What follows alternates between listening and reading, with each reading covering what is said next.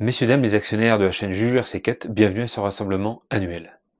Aujourd'hui, nous allons faire le bilan de cette première année de votre chaîne. Allez, je vais pas réussir à tenir comme ça pendant une demi-heure, ça va vous saouler. On va parler de 4 thèmes dans la vidéo. En 1, je vais vous parler un petit peu de tous les véhicules que j'ai utilisés, par type, par échelle, etc. On va aborder un peu ça. Je vous donnerai mes préférés que j'ai testés cette année, mes coups de cœur. Ensuite, je vais vous demander ce que vous voudriez voir comme contenu sur la chaîne. Et enfin, en dernier point, on se fera un petit bilan financier de la chaîne. Parce que ça va en intéresser plus d'un et plus d'une, je pense. En premier, je vous montre celle-ci là. Celle-ci, c'est la petite FM1S que j'ai reçue il y a quelques jours pour vous là, dans le lot de briseur. Donc là, j'ai fait une petite peinture. Posca et bombe Tamiya. Ça donne ça. La machine est toute neuve. Je lui ai mis un petit Vario 80 A, un petit moteur 3650, servo SPT en 20 kg low profile. Donc c'est une traction avec le moteur central. Je ne l'ai pas encore testé, je ferai un test. Vous voyez, elle est vraiment toute neuve. Et elle sera en vente. Pour info, le châssis seul coûte dans les entre 160 et 190, 200 euros, ça dépend. Châssis nu, sans rien, sans électronique, sans carreau. Si ça intéresse quelqu'un, vous me contactez. C'est un empattement 210. C'est pas une vidéo de vente, enfin c'est juste parce que là je viens de la terminer et que je vais faire un test, mais ça restera pas à l'atelier, c'est sûr. Donc si intéressé, vous me faites signe et puis on discute prix ensemble. Voilà. Alors je vais vous parler vite fait de tous les véhicules que j'ai utilisés. J'ai pris des notes parce que je vais pas réussir à tout vous ressortir de tête. En gros là en piste parking, on va commencer par le parking. En piste parking, j'ai commencé en 1/10 par la Tamiya TT02, TT02R, l'Obao EPX, la FT1S et la FM1S, donc qui est là, je ne l'ai pas encore testé.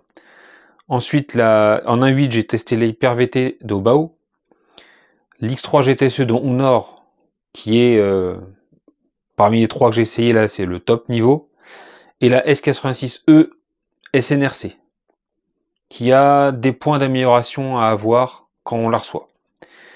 Ensuite, en 1/7, j'ai testé la VTE2 et la Limitless, mais vous n'avez pas encore vu les tests, ça viendra très prochainement.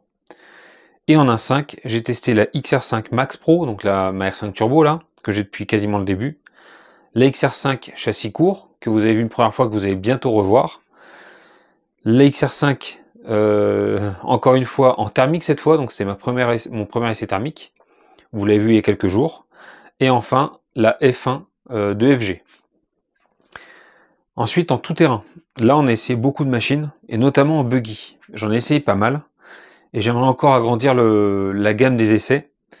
J'ai testé chez Arma le Typhoon TLR, Obao VS2, l'Hyper SS, le VS. Ensuite, j'ai testé le Minion Caracal que j'ai toujours à l'atelier, le X-Ray XB8, le Losi 8 4.0, l'Avio Racing et le B8 ER de chez Team Magic. Là-dedans, je vais également mettre le Tekken, que je considérais comme un buggy XXL, un 8e XXL, qui pour moi fait un super buggy tout terrain. Ensuite, dans les petites échelles, un 18, un 14, un 16, j'ai testé juste les MTX de la Tombola, mon petit MTX 16208 et l'Arma Granite Chrome, la WL Toys, je ne sais plus le numéro, mais que j'ai pas plus apprécié que ça. Ensuite, en 1/10, l'ASC10B, donc en propulsion, l'Hyper 10 TT, l'Hyper 10 SC, le SCT de chez Losi et le MT10 de Team Asso. En 1.8, on a fait le 8SC, le SST, donc le Max Slash, le X Mars, le RZR, le Raptor, le MTX, le Mojave 4S. En 1.6, 1/7, j'ai fait X-Max, Scorpion, DF7, Mojave. Et en 1.5, le Baja 5B, le 5B de chez Losi, le SR Pro qui est toujours atelier et que je compte encore bien rouler plusieurs fois, et la Promoto. Et enfin, en crawler, j'ai testé le RC Speedy Capra, c'était mon tout premier crawler que je me suis monté. On va bientôt faire une vidéo dédiée, je vais en reparler. Le FMS FCX10, le Vanquish Stance, qui m'a été demandé par une ou deux personnes déjà, que j'adore, qui passe partout, c'est un bestiau. Le SCX6 de chez Axial, donc là c'est en grosse échelle. J'avais bien apprécié aussi, j'ai trouvé sympa. On peut pas forcément le rouler dans les clubs, mais en extérieur et en milieu naturel, ça peut être sympa. Avec quelques améliorations, notamment le cerveau. Le TX6 que j'ai eu l'occasion, grâce à PLS, de tester, et également à Kevin. Et également à Dominique, j'ai testé le Roller aussi. Et le TX4, donc classique et à chenille, toujours avec Kevin, de bateau RC34 que j'ai pu tester. Et enfin en bateau, le Sonic Wake et le Felune 4S. Donc ça, c'est toutes les machines que j'ai eu l'occasion de tester et que j'ai possédé cette année. Donc ça fait quand même un sacré panel. Sur une année, c'est vraiment ma première année. Ça me fait un énorme panel. Franchement, je le dis sincèrement, c'est grâce à la chaîne. Si j'avais pas la chaîne, j'aurais pas fait autant de tests et d'achat-revente. J'aime pas parler du Fireteam, je le vois derrière. J'en oublie sûrement des machines. J'ai la Fireteam derrière, je l'ai même pas cité. L'intérêt pour moi, c'est vraiment de pouvoir vous proposer des choses différentes, des avis qui peuvent être un peu différents des plus connus. Je pense à Fred, je pense à Mani, je pense à PLS qui essaie pas mal de véhicules aussi. Enfin, tous ceux qu'on connaît sur les chaînes YouTube françaises en tout cas. Et j'essaie d'apporter ma vision des choses. Ma vision de la RC, c'est chaque machine a son utilisation. J'étais un peu, pas vexé, mais ça m'a un peu surpris là, une des vidéos de PLS, et justement je lui ai dit gentiment, c'est que quand il a dit le SCR Pro, c'est lourd, c'est moche et c'est fragile. Bah non, c'est juste que c'est une utilisation différente. Tu vas pas faire des doubles bosses avec un short course, un cinquième. Euh, avec, avec certains, tu vas pouvoir te lancer. Avec d'autres, tu sais que c'est pas la même utilisation. Avec certains buggy, je sais que j'irai pas faire des rampes avec des machines type Caracal. J'irai pas l'envoyer sur une rampe et essayer de lui faire un salto, comme j'ai pu le faire avec le Bao VS2 par exemple. C'est pas la même utilisation. L'intérêt, ça serait éventuellement, dans les futurs tests, de prendre des machines et de tester un peu les limites. Mais le problème, c'est que forcément, à un moment donné, je vais avoir des casses. Et accumuler les casses et les réparations, en plus des achats de véhicules, vous vous doutez bien que ça va me coûter cher, très cher. Donc j'utilise les machines, je les malmène pas forcément. Il y en a certaines que j'essaie de malmener un peu. Notamment une que vous n'avez pas encore vue, là je réfléchis en même temps, vous l'avez pas encore vue, vous allez la voir dans quelques jours, on va faire le même box ensemble. Elle, j'ai envie de la pousser un petit peu, voir jusqu'où ça peut aller. Pourquoi? Parce que le prix d'épée, c'est pas est pas excessif, et du coup je vais pouvoir me permettre de faire des tests comme ça de temps en temps sur certaines machines. Mes coups de cœur et mes déceptions. Ma première déception, alors c'est un peu dur peut-être, mais c'est le MTX. Pourquoi? Parce que c'est une machine d'occasion. Machine d'occasion, on ne sait pas ce qui a été fait avant dessus. Mais par contre, quand j'ai fait l'entretien, vous verrez la vidéo prochainement, parce que là il est vendu à cette heure-là. À l'intérieur, c'était super propre. Franchement, j'ai pas eu beaucoup de boulot pour l'entretien, si ce n'est les diffs. J'ai pas eu beaucoup de boulot pour remettre les huiles, etc. Il y avait plus grand chose. Mais hormis ça, la machine était quand même vraiment en bon état. Donc ce qui me fait dire qu'il y a vraiment un point de fragilité au niveau des tiges amortisseurs arrière. Donc ça serait la première chose à changer. Les bacs lipo sont un peu exposés parce qu'il faut mettre, si vous mettez des lipo 4S pour le rouler en vitesse, il faut mettre des lipo shorty. Ça, c'est pas ce que moi je voulais en faire en fait. Voilà, je destinais à l'envoyer vraiment fort, un peu dans le style X-Max. Je cherchais un truc un peu costaud comme l'X-Max en un huitième qu'on peut emmener quasiment partout facilement. Et je me suis planté. Voilà, sur MTX, je me suis un peu planté. C'est pas ce que j'en attendais. Ensuite, il y a le Max Slash. Le Max Slash, j'ai eu la chance de pouvoir le tester en avant-première grâce à Hervé de RSRC Modélisme. Il nous avait permis de faire un test avec PLS, Mika au niveau du bois de rose. Et cette machine, au prix où elle est vendue, je trouve ça carrément trop cher. Voilà. J'étais content de pouvoir l'essayer. J'y suis pas allé trop fort avec, même si on a réussi à quand même la mettre sur le toit. Hein. Mais pour la moitié du prix, je préfère prendre un 8SC, clairement un 8SC, ou même un Moyave 6 ou vitesse, enfin qu'on passe en vitesse. Je préfère largement. Le Max Slash m'a un peu déçu par le prix, le plaisir prix en fait. Il aurait été à 600, 550, 600 dans le style du Mojave. Ouais, j'aurais dit carrément ça vaut le coup. À 800 ou 850, je sais plus combien il est sorti. Pour moi, non, c'était hors de question, quoi. Ça, c'est un choix perso, hein. Ensuite, alors je vais dire les WL Toys, mais j'en ai testé qu'une, donc c'est peut-être un peu rude. Mais ouais, radio vraiment pas terrible. Les machines, je l'ai emmené sur skatepark. Attention, c'est pas fait pour ça, une WL Toys. Mais j'ai trouvé ça, la fabrication et les pièces. Alors c'est pas cher, hein, un diff complet c'est 7 euros, je crois. Mais en gros, faut te faire un stock de pièces, tu prends une Duel Toys, parce que tu sais que tu vas être souvent être amené à faire des réparations. Pour rappel, c'est en général pour des enfants ce genre de machine. Après avoir testé les MJX, l'accessibilité, les réparations, je trouve ça carrément plus facile qu'une Duel Toys. Ça n'engage que moi. Et les Tamiya. Alors les Tamiya, elles sont vraiment, c'est une marque historique. Et c'est vanté par énormément de monde, hein. Moi, je suis un bébé dans le RC, j'ai 1 an et demi d'RC, donc ouais, je suis un bébé là-dedans. Mais quand je vois ce qui se fait en un dixième, je trouve que Tamiya n'évolue pas beaucoup. Au final, quand tu regardes les anciennes gammes et les nouvelles, il n'y a pas énormément de changements. Ils ont une gamme énorme, que ce soit du châssis 210 ou 257. Ils ont une grosse gamme. Ils ont beaucoup de choix, des moteurs centrales, des moteurs arrière. Mais il n'y a pas vraiment d'évolution et la construction est toujours un peu pareille. Et après avoir testé quelques-uns dixièmes, j'aime pas parler de la Carten T410 Rally par exemple, euh, ouais, je suis pas plus emballé que ça par les Tamiya. Et du coup, je préfère carrément laisser ça à d'autres. Mes coups de cœur cette fois, en premier, pour moi, c'est le DF7. Le DF7, pourquoi? Parce que tout simplement, le premier truc, c'est qu'il est déjà magnifique à voir rouler. En short course, alors apparemment comment il s'appelle, le Traxxas UDR est vraiment beau aussi. Pour avoir vu quelques images, il est chouette à voir rouler. Mais ça serait plus fragile, j'ai pas testé. J'ai pas testé, donc je peux pas trop dire. En tout cas, le DF7, pour avoir eu PLS rouler avec, pour avoir vu Mika, Cactus RC rouler avec, et notamment Mika, vraiment, il l'envoyait vraiment très fort. Je faisais pas la moitié de ce qu'il faisait. Le truc, il est toujours en vie. C'est vraiment increvable. Là, en plus, ils en sont à la troisième version. Ma petite déception, c'est que ça évolue pas beaucoup. La carreau change un peu de couleur. Ouais, là, sur la dernière version, ils ont mis une coque de protection dessous pour la poussière et les cailloux. Je trouve un peu léger l'évolution, mais après, elle est superbe de base. Moi, j'avais la V1, elle était géniale. Donc, pourquoi faire beaucoup de changements quand ça fonctionne bien?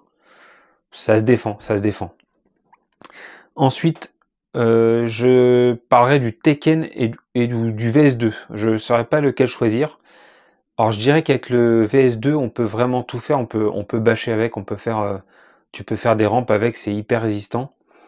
Tu peux faire de la piste, c'est vraiment à mon niveau, c'est vraiment bon sur piste pour les pistes que je pratique. Je fais pas de la piste de compétition, hein, mais pour des pistes un peu abîmées ou un peu qui font piste TT, ouais, c'est vraiment viable, franchement. C'était hyper costaud.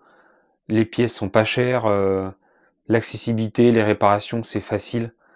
Pour commencer, c'est une excellente machine. Et le Tekken, sur les terrains que moi je pratique, il était vraiment approprié parce que, notamment au Bois de Rose, tu les mets des routes ruggy. Ça fait un buggy XXL et vraiment le châssis tapait assez peu. J'ai eu aucune casse. Alors j'ai fait 12 packs avec, je l'ai jamais envoyé à 50 mètres de long ou de haut, mais il a toujours super bien vécu ses packs et tout. Je l'avais juste passé avec justement le combo du VS2 à la place, de 4 à 6S pour un peu plus de pêche et d'autonomie. Mais même le combo d'origine est bon. Je me disais que ça serait peut-être un peu léger, le petit moteur 4268 et le 100 ampères. Et au final, ça va carrément. Franchement, c'est un de mes coups de cœur de l'année, niveau des buggy que moi je considère buggy, pour mon utilisation dans le coin en tout cas. Ensuite, le MT10 ou X-Mars. Alors là, c'est deux échelles différentes. Ce que j'aime bien avec le MT10, c'est que je l'ai envoyé assez fort. Je lui ai fait volontairement fait faire des gros sauts et tout. Et il n'a pas bronché. Tu peux le rouler partout. Mais ça reste un 1/10. À côté de ça, le X-Mars, tu lui mets des roues truggy, pareil, tu peux le rouler sur piste. Ça sera moins précis évidemment, moins bon un vrai truggy, mais il se débrouillera. Tu peux lui faire des saltos, des doubles, des triples. Il va résister jusqu'à un certain point. J'ai cassé plusieurs fois. C'était vraiment ma machine défouloir, le X-Mars. Je savais pas trop quoi rouler. J'ai dit bon bah X-Mars et puis je vais changer les roues, je vais faire ci, je vais faire ça et je vais pouvoir rouler avec. C'était vraiment la machine à utiliser tous les jours. Ensuite le 8SC, vous le savez dans les short courses, typés 4 roues motrices avec châssis complet, pas comme le DF7 avec un demi-châssis, un pont arrière. Ça a été mon coup de cœur parce que bah là il est à l'atelier, je fais de la piste asphalte avec, je fais du parking, je fais du tout-terrain, je lui fais faire des sauts, je peux tout lui faire 8SC et ça bouge pas. Le petit défaut c'est les ressorts, ouais ok, bon c'est pas méchant. Et en gros c'est à peu près tout. Ah si j'avais vu un autre défaut sur le 8SC, ah oui c'est au niveau des portes fusées, c'est des vis toutes fines en 1,5, c'est trop fin. Et du coup c'est assez fragile à démonter, faut se méfier. Voilà, il y a des petits trucs comme ça. J'ai pas pensé au niveau du Tekken. Niveau de l'entretien, par contre, c'est pas le top. Il y a, c'est pour ça que je le casserai peut-être après le VS2. Alors les pièces sont pas chères, mais t'en trouves pas partout, mis à part SRC Modélisme et un magasin que je veux pas citer parce que je veux pas leur faire de pub. Bah il y en a pas beaucoup qui en ont. Donc en gros, Team Magic, voilà, il y a en gros pour moi un magasin. Le deuxième, j'en parle pas. Donc c'est ça qui est un peu plus limitant pour moi. Et au niveau de l'accessibilité des diffs et tout, on verra sur la vidéo d'entretien en quelques jours, semaines là. C'est pas ce qu'il y a de plus pratique. Il se démonte par le dessus. Enfin, j'aurais aimé un truc plus basique entre guillemets, plus conventionnel où qu'on voit ça sur les autres machines. Ils ont fait différent, mais je trouve ça assez pas le plus pratique, on va dire. Enfin, en pistarde, la X3 GT donc Nord. Alors vous avez vu, j'en ai testé 3 un 8ème, et puis la VT2 la Limitless. Mais la Hong Nord, c'est ouais, c'est un rail, ça bouge pas. Tu sors de la boîte déjà, t'as le plaisir de la monter la machine. Alors attention, c'est une machine neuve à 730 euros hein, en roller. Moi, j'avais eu la chance de la toucher à 450 euros en roller, plus équipement et tout. C'est une machine pas donnée, mais honnêtement, pour moi, c'est complètement justifié. Les diffs sont hyper accessibles, c'est rapide. Tu peux faire tes changements de couronne et tout, enfin, ça se fait en 5 minutes, changement de moteur, ça te prend 3 minutes, t'as deux vis à enlever, enfin ouais, c'est une machine complète et ouais, tu comprends pourquoi. C'est vraiment du haut de gamme et je suis même étonné de l'avoir encore à ce jour à l'atelier parce que c'est vraiment génial à rouler. Si vous avez l'occasion de vous en prendre, alors pas forcément les miennes, c'est pas pour la vendre, mais vraiment, si vous avez l'occasion d'en rouler une un jour, mais ne serait-ce qu'à l'essayer, tester, vous serez pas déçu, vraiment. Et enfin, comme machine à tout faire, bah, c'est une machine qui est partie, enfin qui va partir très prochainement, c'est le Raptor. Pourquoi est-ce que le Raptor, en Raptor ou DR8, FTX DR8 ou Ridley Raptor, pourquoi? Parce que bah, cette machine, bah, vous l'avez vu, hein, je peux tout faire avec. Alors peut-être pas des saltos, faut pas abuser, mais tu prends 90, 85, 90 en tout terrain, tu peux lui faire de la piste en 6S, des gros sauts, c'est hyper résistant et pour un prix qui est complètement abordable. La petite attention, c'est que si tu veux absolument les pièces Ridley Raptor, bah faut les commander sur Conrad et il n'y a pas toujours de la dispo. On avait parlé avec PLS, mais sinon tu prends les pièces DR8. Je pense forcément à Ludo d'RC Shop 66 qui vend le DR8. Bah là tu passes par lui ou même d'autres, hein, bah tu trouves facilement les pièces. Ça c'était pour les coups de cœur et déception. Ensuite, voilà, là on en vient au moment où j'aimerais que vous me disiez en commentaire là ce que vous aimeriez voir sur la chaîne. Je vous en ai parlé en intro, ce que vous aimeriez voir en vidéo. Donc très prochainement on va se faire un truc sur les crawlers. On va se faire un montage d'un crawler, je vous donnerai la liste de pièces, il n'y a aucun sponsoring ou quoi que ce soit, c'est juste que ce que je me suis fait conseiller, je vais vous en parler en détail dans la vidéo qui viendra. Je me suis fait conseiller par quelqu'un qui connaît mieux que moi, donc j'ai pas de honte à ça, hein. J'ai pas de honte à demander des conseils à des gens qui connaissent, c'est parce que je fais des vidéos que je sais tout, au contraire, je dirais même, c'est grâce à vous que je progresse, et on va se faire un truc dédié à ça. Après, vous me dites si vous voulez voir plus de vidéos de peinture. J'hésite à me lancer dans l'aérographe. Là, j'ai commencé un petit peu le Posca mélangé avec les bombes de peinture. C'est pas une super réussite, mais je commence à apprendre les trucs. Et plus ça va et plus l'aéro me tente parce que j'aime ça. Ça me plaît. C'est encore en lien avec la RC. Et du coup, à côté de ça, par contre, je délaisse la coutellerie. J'ai un couteau à faire. Baboune, je t'ai pas oublié, je te promets. Il faut que je réussisse à trouver le temps de me mettre sur les couteaux. Pourquoi? Parce que les couteaux, si tu veux aller trop vite, bah ça va être dégueu. Je vais vous le dire clairement, ça va être dégueu, ça va être moche. Quand tu bâcles le truc, c'est moche, hein. Tout le monde le sait quand tu fais des travaux. Si tu veux faire vite, tu fais moche. Moi, je sais pas faire vite et bien. Faut que je prenne mon temps. Donc en coutellerie, ouais, j'ai 4 ou 5 couteaux en attente et ouais, il y en a certains qui attendent depuis plus de 6 mois. Donc je suis désolé pour ça, mais ouais, je me demande si je vais pas alors laisser de côté la coutellerie ou arrêter et revendre le matériel pour pouvoir investir plus dans la RC. Parce que mine de rien, le matos coutellerie, bah, ça vaut son pesant aussi. Donc va falloir que je fasse des choix. Je pourrais pas tout faire. RC et surtout le rythme avec lequel je fais les vidéos, je fais beaucoup de roulage, de l'atelier, j'en fais pas mal. Même si je vous filme pas tout, parce que je fais énormément de choses dans l'atelier. Des entretiens, des réparations, des petits upgrades, des modifications et tout, j'essaie plusieurs trucs. Et du coup, ben ouais, j'ai plus trop de place pour la coutellerie. Donc ouais, vous m'aviez dit que vous voulez voir en vidéo, j'ai noté Lasernote, le Yikong, le crawler Yikong, le Cross RC MoX, encore un crawler, et le Kyosho Mat Force.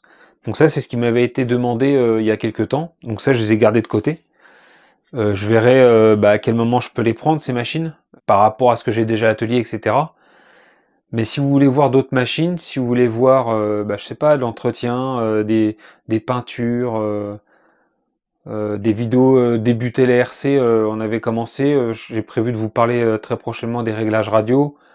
On va parler vite fait des radios, mais des réglages, le cerveau, etc. Enfin là, si vous voulez voir des trucs particuliers, dites-le moi en commentaire, et puis j'essaierai de faire ça, me faire une liste. Je vais me faire une liste, puis j'essaierai de répondre au plus grand nombre en tout cas. Et enfin, en dernier point, là, on va aborder l'aspect financier. Alors, pour ceux qui ne le savent pas, sur YouTube, pour commencer à monétiser une chaîne, il faut 1000 abonnés et 4000 heures de visionnage. C'est-à-dire que les gens, il faut qu'ils aient visionné pendant 4000 heures vos vidéos. Donc moi, ça, je l'ai atteint le 22 juillet 2024. Et depuis le 22 juillet, la chaîne est monétisée. Pour chaque vidéo, j'active la monétisation. Pourquoi? Parce qu'à chaque fois que vous regardez les vidéos, il y a quelques centimes, c'est des centimes hein, qui rentrent à chaque fois. Et on va parler des chiffres après. Et du coup, ça s'additionne dans le porte-monnaie. Et au bout, quand vous atteignez 70 euros, il y a un virement qui se déclenche. Au 30 septembre, on avait accumulé du 22 juillet au 30 septembre 132 euros et des bananes. Donc ça, là, je dois recevoir, j'aurais dû recevoir entre le 21 et 26 octobre, j'aurais dû recevoir ces 132 euros. Pour l'instant, je les ai toujours pas. Donc je sais pas trop si c'est imposé, s'il y a des trucs qui sont retenus dessus ou pas, je sais pas pour l'instant.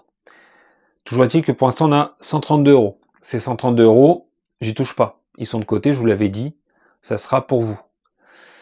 Là, pour le mois d'octobre, là, on est le 29 octobre, on est à plus de 80 euros là, juste pour ce mois-ci. Donc déjà, je vous remercie du soutien que vous faites grâce à vos visionnages, puis vos commentaires, etc. Ça fait progresser aussi le nombre d'abonnés, enfin voilà, tout ça, ça rentre en compte. Et puis ça va s'y additionner aux 132 euros. Donc si on compte bien, ça fait déjà plus de 210 euros, 210 voire même 220 euros, qui vont pouvoir se mettre. Alors ça sera pas dans une tombola qu'on fait participative, ça sera un jeu gratuit cette fois, où là tout le monde pourra jouer, j'espère tous les abonnés en priorité pourront jouer. On fera un jeu gratuit et là mon but ça sera de faire gagner une ou des machines gratuites. Donc il y a plusieurs choses. La première, c'est si vous voulez continuer à accumuler des sous et puis qu'on puisse acheter une machine à vous faire gagner à vous, je ne garderai pas les sous pour moi. Il vous suffit même si vous n'avez pas le temps de regarder la vidéo, vous la laissez tourner dans un coin. Je sais que Mani fait ça notamment, il a des vidéos pubs, etc. Moi, enfin, c'est des vidéos de entre 5 minutes et en gros, j'essaie de me tenir à 30 minutes max sur les vidéos. Bah voilà, si vous n'avez pas le temps, vous la laissez tourner dans un coin, c'est pas grave, il n'y a pas de commentaires, mais au moins, bah, ça fait des centimes. Ça fait des centimes pour la chaîne. Et l'argent là, moi je vous cache rien, je vous mettrai même des impressions d'écran, là, tiens, juste là, voilà, sur ce qu'on va récolter, voilà, c'est ici. J'ai rien à cacher par rapport à ça. Je vous l'ai dit, la chaîne, elle est dédiée vraiment au partage et bah, faire gagner un maximum de monde quand on fait des tombolas, etc. La seule chose que je ferai, c'est que je retiendrai un peu d'argent quand même sur ces revenus-là. Pourquoi? Ça sera pour faire les envois en colis. Pourquoi? Parce que les colis tombola, bah, jusque-là, j'ai retenu une fois 20 € pour faire l'envoi du colis. Mais avant, à chaque fois, j'ai sorti de ma poche. Et quand on fait les jeux gratuits, etc., à chaque fois, je sors les sous de ma poche. Donc ça, mine de rien, ça s'accumule vite. Un colis au moins cher, c'est 5,40 €, je crois, Mondial Relais, et ça monte à 20 ou plus de 25 € même, voire même 90 € Kubiak, quand je t'ai renvoyé ton W5. Tu me renverras jamais, tu me renvoies jamais ton W5 Kubiak. Ou alors je le garde, mais je refais plus de colis à ce prix-là. Bref, donc voilà, cet argent, là on le met de côté. Vous allez me dire, pour ceux qui ont suivi jusque-là, vous allez me dire si, est-ce qu'on accumule encore les sous là pour atteindre, je sais pas, on se fixe 400 ou 500 €, on se prend 2-3 machines pas trop chères ou une 1/8 gratuite à faire gagner, ou est-ce que, bah, avec ces 200 € on va dire, parce que novembre on va encore gagner des sous, j'espère au moins 60 €, est-ce qu'on se prend une petite machine pour Noël? Il y a la tombola qui est lancée pour 3 machines MJX, enfin 2 MJX et une HBX. Est-ce qu'on se prend une machine en plus à gagner gratuitement? Par contre, ça sera pas une grosse machine, hein. Dans les 250 €, on va pas trouver un truc de fou, mais ça peut être sympa. Donc vous me dites, pareil, j'attends vos commentaires là-dessus. Pour finir, on va arriver bientôt à 1500 abonnés, là on a 1460 quelque chose. Honnêtement, je m'attendais pas à ça. Quand j'ai commencé il y a tout juste un an là, je l'avais dit dès le début, hein, moi j'avais pas d'objectif. Je m'étais dit, ouais, si on arrive à 100 personnes, ça serait beau. Et puis en quelques semaines, on y est arrivé. Je me suis dit, tiens, ça marche. Et puis 200, 300, et à chaque fois, j'ai fait des screens, hein, des screens de l'écran en me disant, ouais, 200, bah, encore sans gagner, on va peut-être arriver à 1000. Et puis là, bah, on est arrivé à 1000, on est monétisé. Et puis là, on va taper les 1005. Enfin voilà, je suis super content de ça. Les contenus, si ça vous plaît, pareil, enfin je le redis, hein, mais n'hésitez pas à me dire ce que vous voulez voir. S'il y a des choses en particulier qui vous intéressent, n'hésitez pas à me le dire. J'essaie de, quand on me fait des demandes, j'essaie d'y répondre. N'hésitez pas vraiment. Si vous voulez pas mettre de commentaires, envoyez-moi un petit mail. Mon mail est en dessous chaque vidéo. C'est le lien PayPal pour les tombolas, etc. N'hésitez pas, n'hésitez pas. Je vous demanderai jamais de vous abonner, je vous demanderai jamais de me faire des dons, etc. C'est pas mon truc. Si vous voulez, vous faites, mais je vous demanderai jamais rien. Voilà, c'est tout. C'est la seule fois que je dirai, et c'est la seule fois que je vous dirai abonnez-vous. Non, je ne dirai pas en fait. Non, j'ai rien dit. Je couperai ça. Allez, sur ce, je vous laisse là, j'ai assez parlé. Je vous souhaite à tous et toutes une bonne journée, de bons roulages, et comme d'habitude, bisous, caresses, salut!